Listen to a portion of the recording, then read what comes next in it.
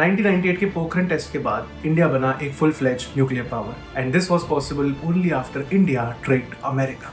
Yes, India के सबसे tough assignments में से एक की है ये कहानी, जहां इंडिया ने अमेरिका की सुपर एफिशिएंट सैटेलाइट टेक्नोलॉजी और पूरी दुनिया की नजरों से बचकर पुल ऑफ किए थे टेस्ट, जिससे आज मैं और आप सेफ हैं। कैसे? रुको मैं बताता हूँ।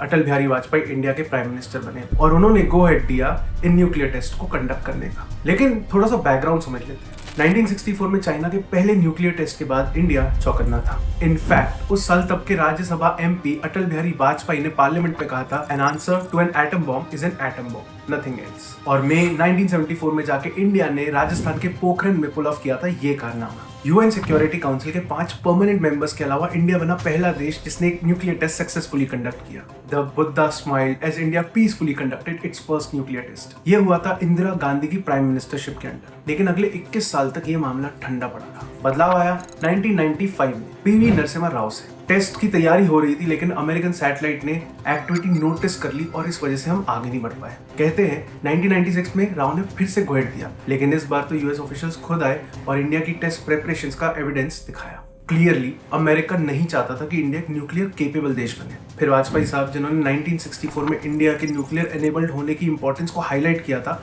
वो पीएम बने and he wanted to walk the talk. लेकिन वो कुछ खास कर पाते उससे पहले उनकी सरकार गिर गई मात्र 13 दिनों में। 1998 में जाके फिर से अटल बिहारी वाजपेयी प्राइम मिनिस्टर बने और इस बार उनकी सरकार गिरी नहीं। ऑपरेशन शक्ति, ये था 1998 के न्यूक्लियर टेस्ट के ऑपरेशन का नाम। इस पूरे ऑपरेशन में कुछ प्रोमिनेंट लोग शामिल थे और हाँ, इन्हें तो आप पहचानते ही होंगे, ये भी इसमें शामिल थे। लेकिन न्यूक्लियर टेस्ट्स के लिए जो बॉम्ब डेटोनेट होने थे वो आए कहां से थे? अकॉर्डिंग टू रिपोर्ट्स, मुंबई के भाभा एटॉमिक रिसर्च सेंटर से ये बॉम्ब्स लाए गए थे वाया द जैसलमेर एयरपोर्ट और 4 ट्रक्स का इस्तेमाल हुआ इन्हें पोखरण रेंज तक लाने में। ये वही पोखरण है जहां से 1974 में न्यूक्लियर टेस्ट कंडक्ट हुए थे। मैन पावर था, इरादा था, काबिलियत थी और जगह भी थी पोखरण रेंज। लेकिन इन सब के साथ एक बहुत बड़ी मुश्किल भी थी। ये सब तभी पॉसिबल हो पाता जब अमेरिका को इसकी भनक ना लगती। हजारों मील दूर बैठे अमेरिकन को ये पता कैसे लगता कि इंडिया में क्या हो रहा है? एग्जैक्टली सैटेलाइट से। यू सी, तब तक अमेरिका ने इतनी पुख्ता सैटेलाइट्स डेवलप कर ली थी जो इतनी दूर से भी हम पर नजर रख सकती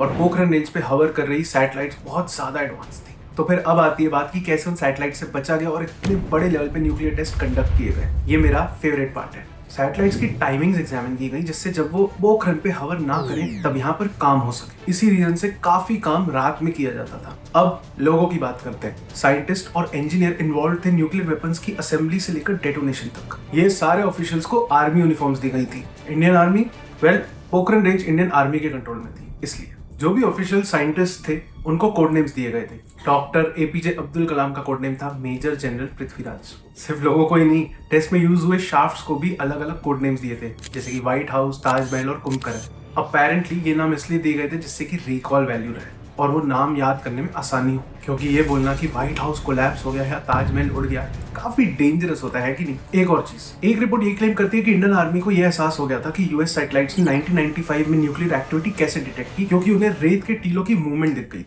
जब शाफ्ट को सील करना होता था तब ये यूज होते थे। तो इस बार ये लोग जब भी सैंड को मूव करते तो रेत के टीलों को विंड की डायरेक्शन में ही अलाइन करते। आप इमेजिन कर सकते हो कितने बड़े लेवल पे टेस्ट करने थे। न्यूक्लियर टेस्ट, अगर कुछ भी गड़बड़ होता तो कितना कुछ तबाह हो सकता था। और इसके लिए प्रेपरेशन भी इतनी स्ट्रेट फॉरवर्ड नहीं हो सकती थी और ना ही तसल्ली से की जा सकती थी, क्योंकि अमेरिकन सैटेलाइट्स हम पर नजर रख रही थी। कहते हैं ये टेस्ट थोड़े और पहले हो जाते, लेकिन doctor Chidambaram, atomic energy commission के चेयरमैन, उनकी बेटी की शादी की वजह से ये डेट पुश की गई थी, क्योंकि वो अपनी बेटी की शादी पे ना होते तो शक पैदा होता। एक जगह उन्होंने ये भी बोला है कि शादी में डॉक्टर एपीजे अब्दुल कलाम भी आए थे और उन्होंने वहां भी इस टेस्ट के बारे में चुपके से बात की थी। टेस्ट की डेट फिक्स हुई 11 मई 1998।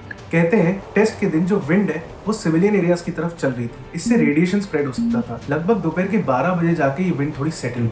11 मई 1998 को हमने 3 बॉम्ब्स डेटोनेट किए। Today at 15:45 hours, India conducted 3 underground nuclear tests in the Pokhran range. 13 मई 1998 को 2 बॉम्ब्स और डेटोनेट हुए। अमेरिका इसे अपनी एक बहुत बड़ी इंटेलिजेंस फेलियर मानता है। We did not get it right. It's my responsibility to stand up and tell the American people that we didn't get it right. और जाहिर सी बात है कि अमेरिकन प्रेसिडेंट बिल क्लिंटन भी नाखुश थे। इसके बाद प्रेडिक्टेबली अमेरिका ने इंडिया के ऊपर कुछ इकोनॉमिक सैंक्शंस लगाए। लेकिन एक बात समझनी जरूरी है, इंडिया ने नो फर्स्ट यूज की पॉलिसी अपनाई, जहां हम तभी ये वेपन्स यूज करेंगे जब हम पे कोई और अटैक करेगा, क्योंकि हम भी ऐसे कैजुअली न्यूक्लियर वेपन्स को यूज नहीं करना चाहते। 11 मई को हर साल नेशनल टेक्नोलॉजी डे के रूप में सेलिब्रेट किया जाता है। आज इंडिया एक फुल्ली फ्लेज्ड न्यूक्लियर स्टेट है, क्योंकि उस वक्त हमने कंडक्ट किया था एक सुपर सीक्रेट ऑपरेशन। अगर हम अमेरिका को उस वक्त उसी के खेल में नहीं हराते तो आज हमारी नेशनल सिक्योरिटी इतनी स्ट्रांग नहीं होती। Hey, hi, I hope you liked that video and if you did, then please like, share and comment. और हाँ, कमेंट में ये जरूर बताना कि आपको इस पूरी कहानी का सबसे फैसिनेटिंग हिस्सा क्या लगा। अगर आपको भी ऐसी मजेदार हिस्टोरिक स्टोरीज के बारे में जानने में इंटरेस्ट है तो प्लीज हमें फॉलो और सब्सक्राइब करना मत भूलना।